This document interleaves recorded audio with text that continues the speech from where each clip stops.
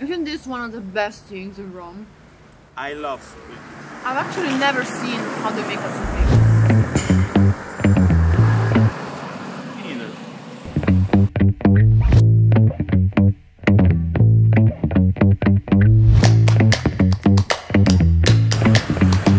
This is Monteverde in Rome, a very local neighborhood. And that is the pizzeria where we got our supplì. This one, between the trees.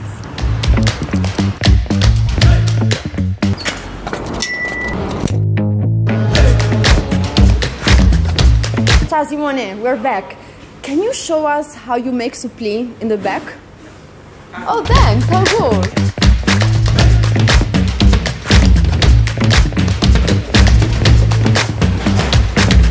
Buongiorno. Dove sta Simone? No, la giro. Ah, ok. Ciao. Ovviamente tutto il ragù già in ebollizione, già da un'oretta circa. Ogni mattina lo fai per coprire la giornata? Tutti tanti i giorni. Tutte la domenica che siamo.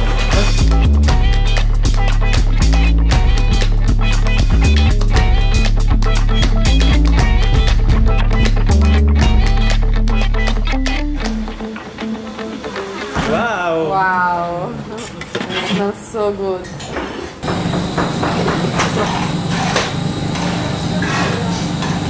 Oh my god, are these burns because of the hot sauce? Gli schizzi, no? Che c'è? No, scusate ragazzi. Behind the counter, there's so many things happening at the same time.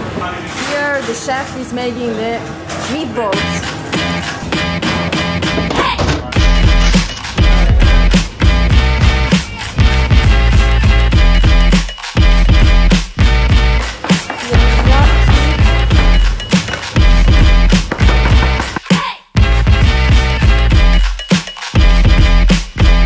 We're ready. We have the rice, water and flour, and the breadcrumbs, and the mozzarella.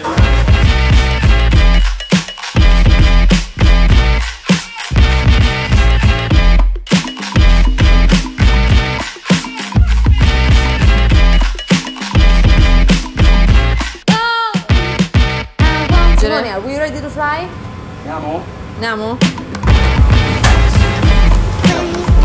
Bene, adesso ci gonna be ready.